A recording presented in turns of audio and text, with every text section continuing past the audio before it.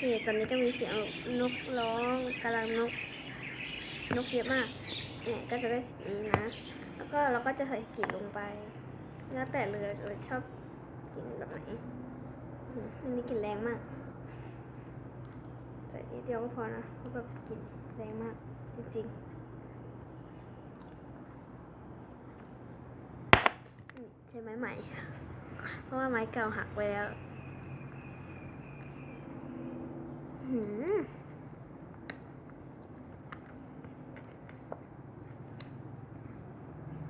โอเคพอได้อยู่ดินกาวกบหมดแล้วจะใส่กลิ่นไปทำไมวะเนี่ย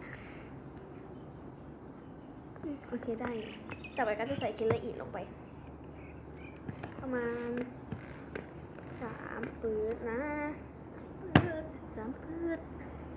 ก็จะคนให้เข้ากันนะอันนี้คนยากหน่อยเดี๋ยวขอไปคนก่อนนี่ก็จะคนแล้วมันก็จะฟูขึ้นระดับหนึ่งเนาะมันก็จะเบาขึ้นด้วยก็จะอ่อนลงต่อไปแล้วก็จะใส่น้ำยาล้างตาลงไปเลย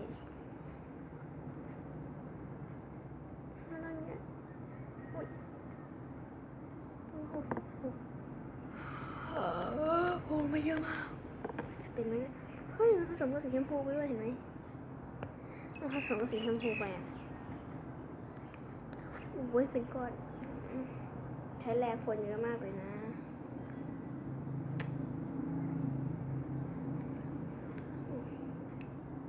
โอ้คนยากมากเป็นคนแป๊บนึงโอเคถ้ายังไม่จับตัวเป็นก้อนเราก็จะใส่น้ำยาเพิ่มเรื่อยๆแล้วก็คนต่อเลยเนาะโอเคเดี๋ยวมาดูตัวเป็นก้อนกันเลยโอเคตอนนี้ไม้ก็คนไม่ไหวแล้วไม้จะหักแล้วเนี่ยขอใช้มือนวดเนาะก็จะแบบเริ่มเป็นก้อนแล้วเห็นไหม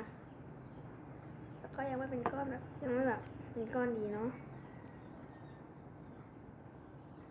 ยังติดอยู่บ้างก็จะเอาที่ติดอะเอาไม้ตีแบบคนให้มันออกมาให้หมดเลย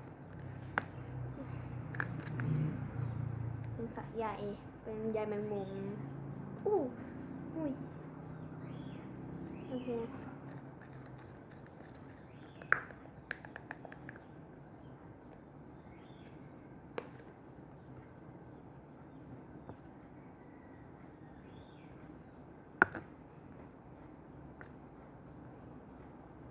ตอนนี้ใยเยอะมาก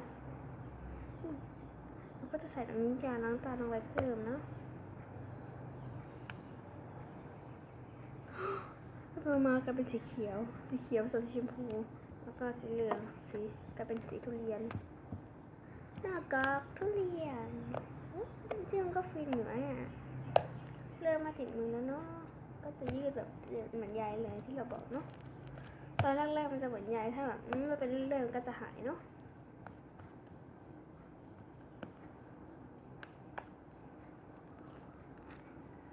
ยังติดมืออยู่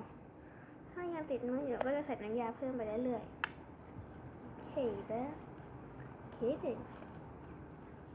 ก็จะนวดไปนะโอเคมาดูจนแบบไม่ติดมือกันแล้วมานี่ก็แบบเริ่มเป็นก้อนแล้วนี่จะไม่ติดมือแล้วเห็นไหมยังมียาติดอยู่ที่โต๊ะอยู่เนาะ